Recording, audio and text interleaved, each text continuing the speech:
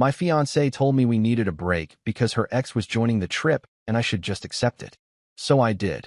And when she returned, her complete meltdown was broadcast live for everyone to watch. My name is Lucas. I am 31, and I work as a structural engineer in San Diego. My schedule is predictable.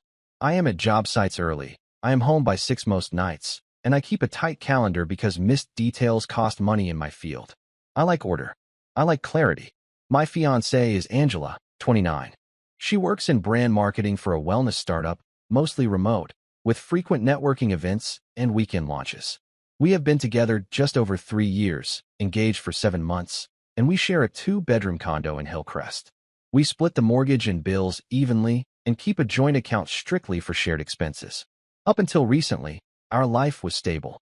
The issue started with a group trip.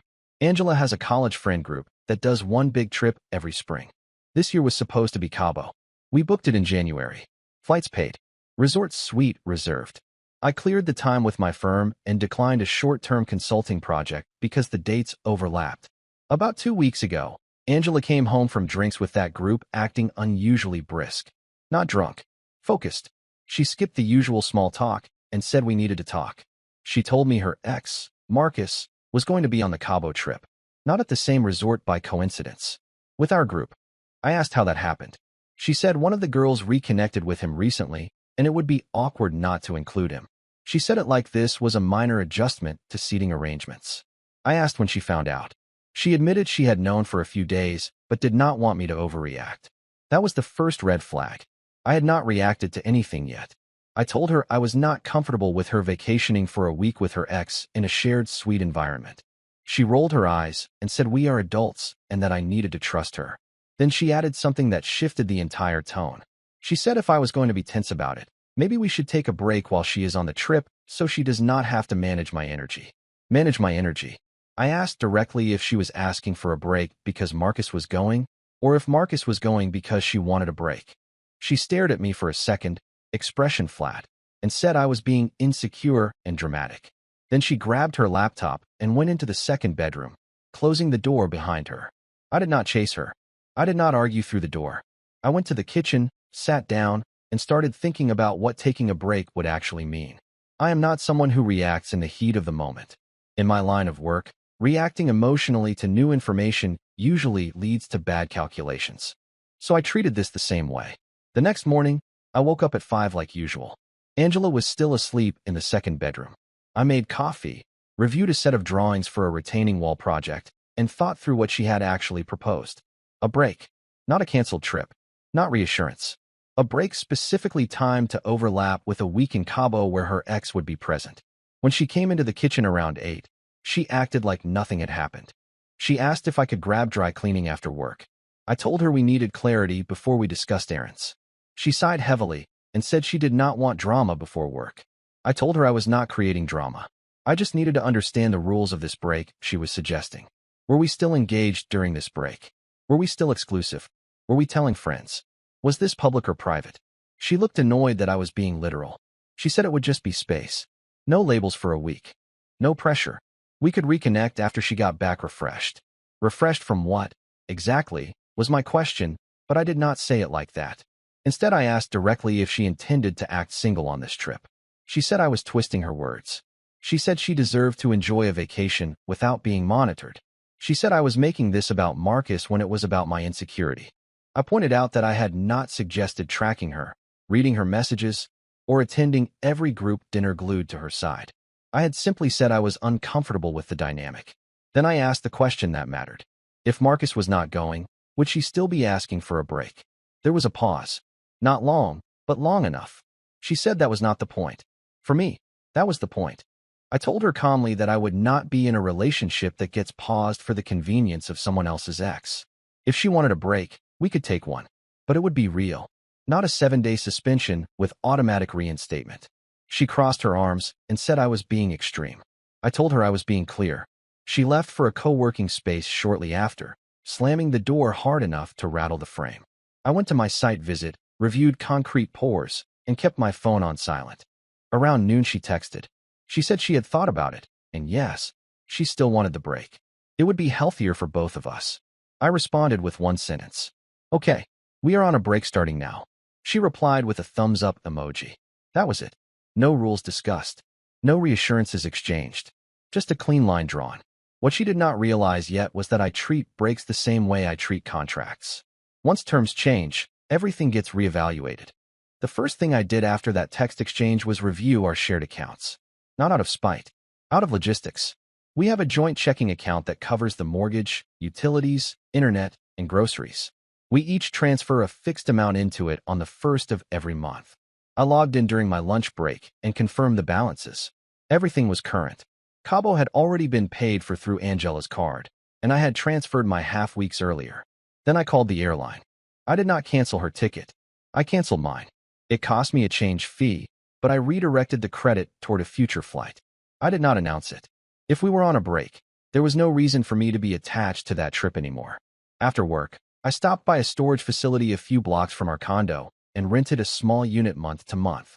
Not because I planned to move out dramatically, but because I wanted optionality. I have learned that optionality reduces panic. That evening, Angela came home lighter, almost cheerful. She had that detached politeness people use with coworkers they are not sure they like. She asked if we were still splitting groceries this week. I said yes, until further notice. A break does not cancel shared bills. She nodded and said good. Then she casually mentioned that Marcus would be rooming in the larger suite area with the other guys. Like that detail should reassure me. I told her I had canceled my flight. She blinked. You are not coming, she asked. No, I said. We are on a break. It would not make sense for me to attend your vacation. Her expression shifted from surprise to irritated in seconds. She said I was being petty. I told her I was being consistent. A break means separation. She said it was just supposed to be space, not a statement. I told her space works both ways. She did not yell. She just went quiet in that tight way she does when she thinks someone is not playing by her script. Over the next few days, she packed for Cabo like nothing had changed. New swimsuits arrived. She ordered outfits specifically for dinners. She spent extra time at the gym. We slept in separate rooms without discussing it. The night before her flight, she stood in the doorway of the guest room and asked if I was really going to act like this the entire time. I told her I was not acting. I was adjusting to the new terms she proposed. She shook her head and said I was overthinking everything. Maybe, but I have never seen a stable engagement require a scheduled break that coincides perfectly with an ex re-entering the picture. She left for Cabo the next morning at 6. I did not drive her to the airport, and that is when things started to get interesting, because even on a break, information still travels. The first 2 days after Angela left were quiet. I went to work. I reviewed load calculations. I had lunch at my desk. I came home to an empty condo and ate simple dinners. It felt less tense than it had in weeks. We were technically on a break, so I did not text her. I muted her Instagram stories because I did not need curated vacation footage in my face. What I did not anticipate was that other people would start reaching out. On the second night, one of the husbands from the group, Eric, texted me. We are not close, but we have done enough dinners together to be cordial. His message was neutral. Hey man, just checking in. You good? That was interesting. I replied that I was fine and hoped they were enjoying Cabo. He sent back a short response. Yeah, it has been eventful already. He did not elaborate. I did not push. About an hour later, I got a notification request on Instagram from someone I did not recognize. It was a private account with a profile picture of a sunset and no posts. The bio said San Diego. Normally I ignore those. This time I did not. The first message was simple. You deserve to know what is being said about you. I almost laughed. It sounded dramatic, which I usually avoid. But I was curious enough to respond with a single question. What is being said? The reply came quickly. That you two are basically done. That the break is mutual and you are both seeing other people. Seeing other people. That phrasing stood out because I had not seen anyone. I had been at work and then home. I asked who was saying that. The account responded with a screenshot. It was from a group story at the resort bar. Angela was in the background, laughing, drink in hand. The caption from one of the girls read fresh start energy. Underneath, someone had commented finally. Finally. I did not feel angry. I felt clear. If the narrative in Cabo was that our engagement was effectively over, then my next steps needed to reflect that reality. I thanked the anonymous account for the information and did not ask for more. I did not confront Angela. We were on a break. She was free to present herself however she wanted. But I am not someone who leaves my reputation to be shaped by someone else's version. That night, I opened my laptop and drafted an email. Not to her. To everyone who had received our save the date notice. I did not send it yet, but I wrote it. I did not send the email that night. I reread it 3 times and then saved it in drafts. It was short and factual. It said that due to a change in circumstances, the engagement was under review and the wedding plans were paused indefinitely. No blame. No details. Just clarity. Before doing anything irreversible, I wanted more data. The next morning, I went to work as usual. Around 10, Eric texted again. You might want to check the tagged photos from last night. I had muted Angela's stories, but I had not muted tags.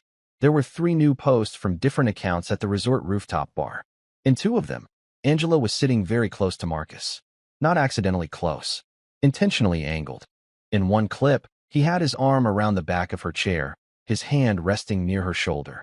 It was subtle enough to defend, obvious enough to interpret. The caption on one photo said reunited crews hit different. Angela had liked it. Still, that alone was not proof of anything physical. It was proof of optics. And optics matter when you are engaged. I zoomed in on one of the videos.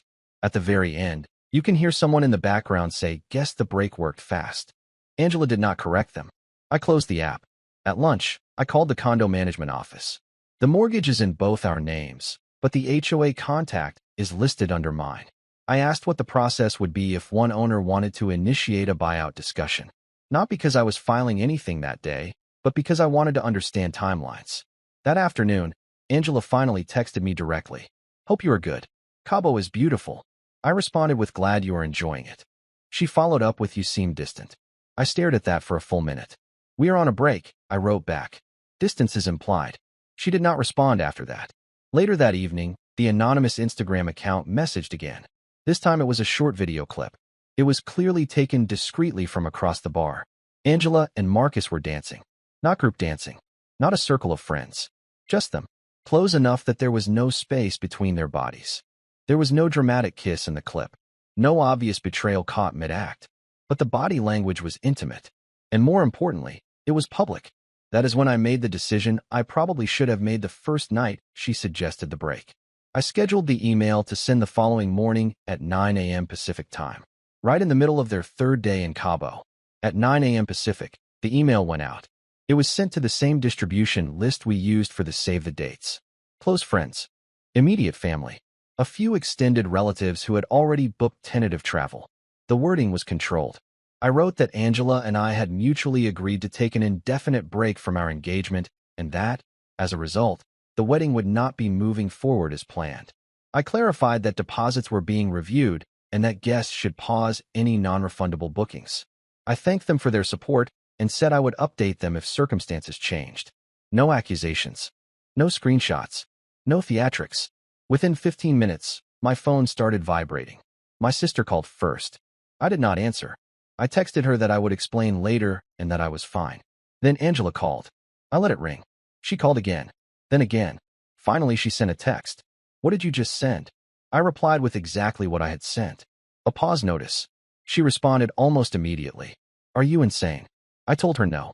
I was aligning public information with current reality. We were on a break. The engagement was not stable. It would be irresponsible to keep people planning around a wedding that might not happen. 3 dots appeared and disappeared several times before she sent a longer message. You are humiliating me. That word stood out. Not you are hurting me. Not we should talk. Humiliating. I asked how. She said people in Cabo were already texting her asking what was going on. She said I blindsided her. I reminded her that she had initiated the break and publicly positioned herself as single enough for people to comment finally under photos. There was a long pause. Then she called again. This time I answered. Her voice was tight and elevated. She said I was overreacting to harmless fun. She said nothing had happened. She said I was sabotaging us out of insecurity. I asked one question. Did you tell people we were done? She hesitated. She said she might have said we were figuring things out. I told her that matches what I communicated. She started crying then, but it did not sound like regret. It sounded like loss of control. In the background, I could hear music and voices. Someone asked if she was okay. She snapped at them to give her space. Then she said something I did not expect. She said Marcus was confused now. That was the first time she mentioned his reaction as relevant. I told her that her managing Marcus's confusion was not my responsibility. She hung up on me. 10 minutes later, The anonymous Instagram account sent one final message. It said you might want to check the resort's live feed tonight. Apparently, the rooftop bar streams certain events. I did not respond, but I did make a note of the time difference between San Diego and Cabo, because if there was going to be a meltdown, I wanted to see it with my own eyes. That night, I opened the resort's public live stream about 10 minutes before the rooftop event was scheduled to start. It felt detached, almost clinical. I had my laptop on the kitchen counter, volume low, lights off in the condo. San Diego was quiet. Cabo was not. The camera was fixed near the bar, angled toward a small DJ booth and a section of lounge seating. People filtered in slowly. I recognized a few faces from past dinners. Then I saw Angela. She was dressed differently than the previous nights. Not casual, intentional. She was holding a drink and talking animatedly to one of the girls. Marcus was a few feet away. At first nothing happened. Just music and people moving around. Then her phone buzzed. Even from a distance, I could see her expression change. She stepped aside, opened something, and froze. Within seconds, two of the girls crowded around her. One of them grabbed her arm. I knew exactly what she was reading. My sister had texted her. I had warned my family I would explain later, but I had not told them to stay silent. Angela's face went from confusion to anger quickly. She started talking fast. Marcus approached. She showed him her phone. He read it. His reaction was not supportive. It was irritated. I could not hear them clearly over the music, but body language does not require subtitles. He stepped back. She stepped closer. He shook his head. Then it escalated. Angela raised her voice. Heads turned. One of the guys tried to calm her down. She pulled her arm away. Marcus said something short and sharp. She threw her hand up like she was dismissing him, and then she did something that made the entire rooftop stare. She pointed at him and started crying. Not quiet tears. Full, visible breakdown. Gesturing toward her phone, toward him, toward the group. People nearby were now openly watching. The DJ even glanced over. Marcus looked embarrassed. He backed away. One of the girls tried to hug Angela, and she shrugged her off. The live chat on the stream started moving faster. Someone typed what is happening. Another wrote drama night. I closed the laptop. I did not need to watch the rest. Within 30 seconds, my phone started lighting up again. Missed calls from Angela. 3 in a row. Then texts. How could you do this? You blindsided me in front of everyone. Call me right now. That was the moment I made the cleanest decision of the entire situation. I opened my phone settings. I blocked her number. Then I blocked her on Instagram. Then WhatsApp. Then email filters straight to archive. If we were on a break and publicly not engaged, there was no reason for immediate access. She wanted space without managing my energy. I gave her silence instead. The next message I received was not from her. It was from Eric. You just ended it, didn't you? I replied with one word. Yes. Once I blocked Angela, the noise stopped instantly. No more calls. No more vibrating phone on the counter. Just quiet. About 20 minutes later, Eric sent me a short summary. Apparently, after I blocked her, she tried calling repeatedly in front of everyone. When it would not go through, she accused Marcus of encouraging me to send the email. That made no sense, and the group knew it. Marcus denied it. He told her he did not sign up for this kind of chaos. According to Eric, he said he thought she was basically single. That detail mattered. She had framed the situation differently to him than she had to me. When Marcus walked away, she followed him. They argued near the exit. Someone from the resort staff stepped in because her voice was carrying across the rooftop. It was not subtle. By the time they left the bar area, the rest of the group was uncomfortable enough that 2 couples went back to their rooms early. The trip dynamic was fractured in one night. I did not respond to any of it publicly. Instead, I logged into our joint account and transferred my portion of next month's mortgage into it ahead of schedule. I added a note in the transaction description stating final contribution pending ownership discussion. Clear. Documented. Then I emailed a real estate attorney the next morning to ask about initiating a buyout or sale. Angela was still blocked. She attempted to contact me through my sister. My sister sent me a screenshot of the message and asked if she should respond. I told her no. By the 3rd day after the email, Angela cut her trip short and flew back to San Diego. I found out because she showed up at the condo. And because I had anticipated that possibility, I was not there when she arrived. I had expected she might come back early. So the morning after the rooftop incident, I packed a suitcase and moved into the small storage unit office I had access to through work. One of our project managers owns a short-term furnished rental near Mission Valley that was empty between tenants. I paid him for 2 weeks up front. Clean arrangement. No drama. Before I left the condo, I removed my personal documents, passport, laptop backups, and a few sentimental items. I did not empty the place. I did not change the locks. Both of our names are on the mortgage, so I kept it legally clean. When Angela landed back in San Diego, I was at a job site reviewing steel placement. She tried calling again. Blocked. Then she emailed from her work address. Subject line urgent. I did not block that one yet. I read it once. She wrote that I had overreacted publicly, embarrassed her in front of her friends and Marcus, and created a narrative that made her look unstable. She said nothing physical had happened and that I had destroyed our engagement over optics. She also wrote that the condo is her home too, and I could not just disappear and make decisions without her. That part was fair. So I responded, brief and factual. I said the engagement was over. The email reflected the reality of a break initiated by her. I said I was open to discussing either a buyout or listing the condo for sale through attorneys. I suggested we communicate in writing to keep things clear. No insults. No accusations. She replied within minutes. This is insane. We can fix this. That was the first time she used the word fix.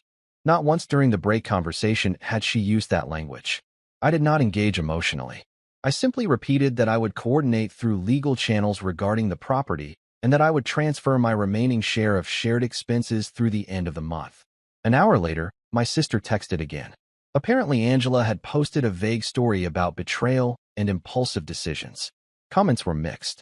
Some supportive, some questioning. For the first time since this started, I felt calm. Not triumphant. Not vindicated. Just aligned. She had wanted a break that functioned like a loophole. I treated it like a contract revision. And contracts do not revert just because one party regrets the outcome. 2 weeks later, the situation was no longer emotional. It was procedural. Angela and I met once, in a neutral setting, a conference room at the real estate attorney's office downtown. No raised voices. No tears. Just paperwork. She looked tired. Not devastated. Just deflated. She said she had not expected me to end everything publicly. She said she thought the break would give us breathing room and that I escalated it to make a point. I told her calmly that I did not end it publicly. I clarified it publicly after she reframed our engagement as optional. She tried once more to minimize Cabo. She said nothing happened with Marcus. That the dancing was harmless. That the comments were misinterpreted. I did not argue the details. I told her the issue was not whether she crossed a physical line. The issue was that she was willing to suspend our engagement to create space for ambiguity. Once that happened, I could not rely on the foundation anymore. She did not have a counterargument for that. We agreed to list the condo. The market in San Diego was strong enough that we would likely walk away clean after fees. We split the realtor and legal costs evenly. After that meeting, I blocked her email too. Not out of anger. Out of finality. The condo sold within 5 weeks. We signed closing documents separately. The last message I received about her was through a mutual friend who said she and Marcus did not last beyond the summer. Apparently, he was not interested in being part of a situation that volatile. I am not proud of how publicly it unfolded, but I do not regret drawing a clean line. If someone tells you they need a break specifically when an ex re-enters the picture, that is not confusion. That is preference testing. She tested the alternative. I removed myself from the equation. And the meltdown everyone saw was not because I embarrassed her. It was because the safety net she assumed would still be there was gone. And it's like American companies are trying to stop it. And then I went into it deeper and I said, no, it seems like there's third-party input on some of their routers and some of their network devices that they had engineered in order to be able to access them by third party. Yeah. And this, because of whatever, lack of understanding, lack of knowledge of how these things are constructed, the people that purchased them weren't aware of them. And these things had gotten into place. And they had gotten into place in universities, they got into place in military establishments, they were using them in cell phone towers that people had, inadvertently bought from China. Yep. And that's really, I can tell you firsthand from having done some other forensic exploitation on this stuff. Another large part of my career I didn't talk about was just on mobile forensics and media forensics, which is essentially, you think of like CSI Miami or CSI whatever the city was. There's a crime, someone was killed. You have forensics that are doing forensics on like blood and fingerprints and blood splatter and all of that stuff. There's a whole another part of that same forensics branch that focuses on media forensics. What was deleted off this phone at one point? What remains on this phone? What was it being used for? I would do this in the military so that when we did do an operation, and I was part of some of the largest ones ever done out in Afghanistan, there would be treasure troves of phones and all of these computers and stuff like that. And it was my job, and I had a great team that worked for me.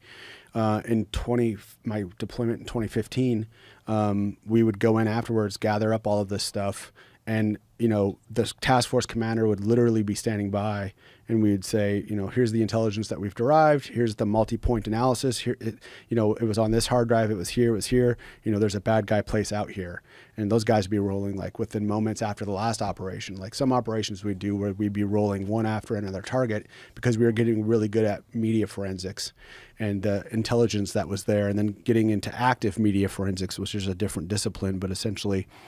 I can get into that later if you want to, but launching and doing these follow-on operations off, dumping the binary from a phone and examining it at the ones and zeros level to say everything that was going on with this thing, or if it was a really high, like the organization that I worked for at that time did the analysis of the Osama bin Laden media.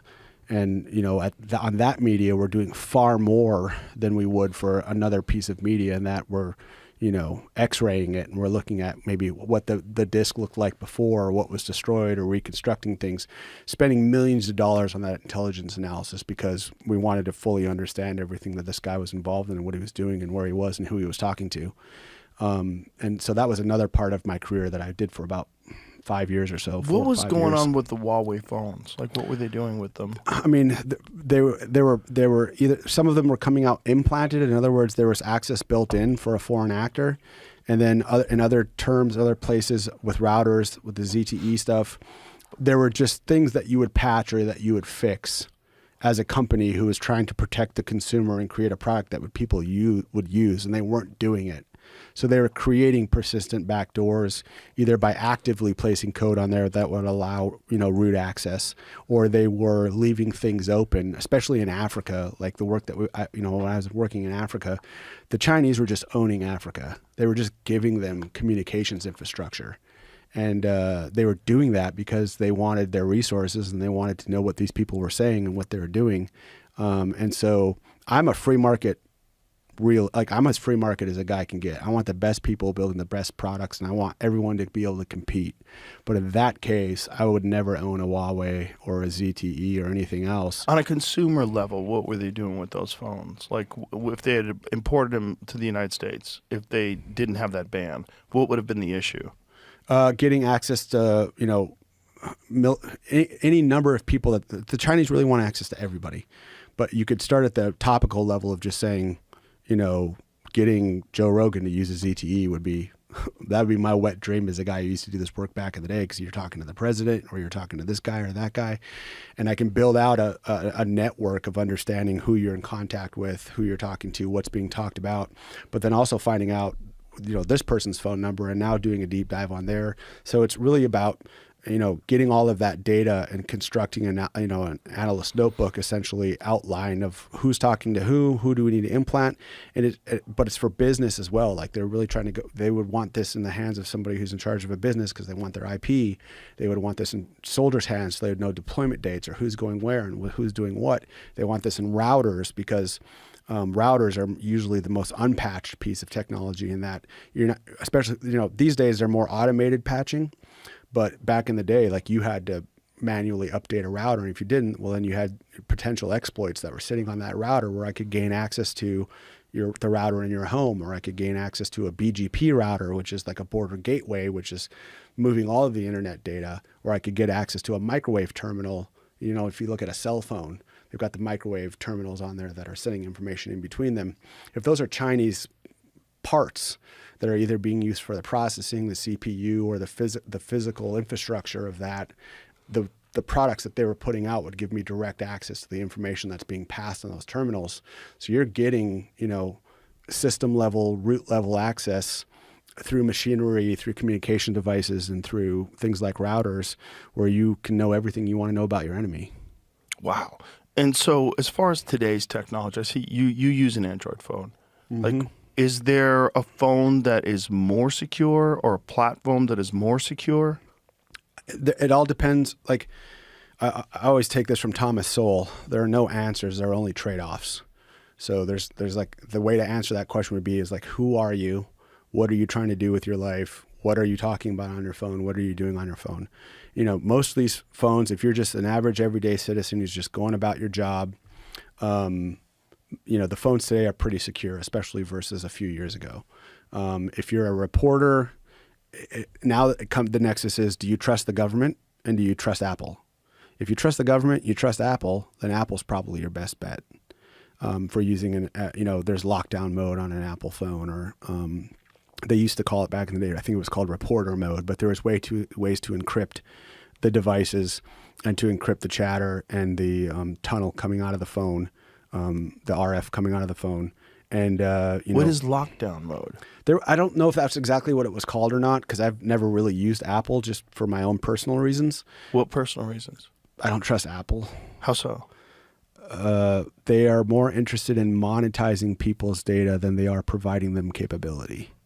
So every time you take a photo, every time you upload a document, every time you talk to it, every time it asks you about your, you know, you'll get these questions where it says, if your password's lost, you can back up your password in these ways. Tell us where you were born. Tell us your mom's maiden name. Tell us your mom's this, your mom's that. Lockdown mode is extreme optional protection. It only be used if you believe you may be personally targeted by a highly sophisticated cyber attack. Most people are never targeted by attacks of this nature. When iPhone is in lockdown mode, it will not function as it typically does. Apps, websites, and features will be strictly limited for security, and some experiences will be completely unavailable. Yeah, so when I was advising guys back in the day on going out and doing like a high-risk source meet. So they're going to go meet, you know, a spy for another country, and you're a military guy, and you're debriefing someone or doing something. I was always telling them to use lockdown mode. I knew that it did those things. I didn't know if that was the term or if I thought that up. So can you still send iMessages? You can still text and call. Text and call, that's it. But there's other things that you can't do. And so when you're... Well, like Meta just recently announced they're no longer encrypting your DMs. Why would they do that? Well, they said that it's for protection or whatever, to make sure that people aren't doing bad things. I don't know what. See what their explanation for it was. What was it? Sorry, I'm worried about this reporter. I'm sorry.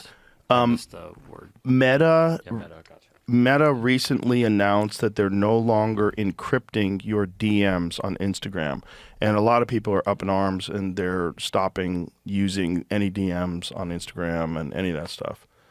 And the idea is that other people can read your stuff now. Now, whether it's Meta can read your stuff or who. That's what I mean. Yeah. And I said, why don't you trust Apple? It's the same reason I don't trust Meta. They're not interested. The dangers behind Meta killing end-to-end encryption for Instagram DMs. Meta blamed users for not opting into the privacy-protecting feature. Experts fear the move could be the first major domino to fall for end-to-end encryption tech worldwide. That's a horrible narrative.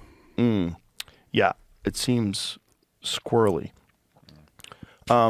So, you've read your last free article.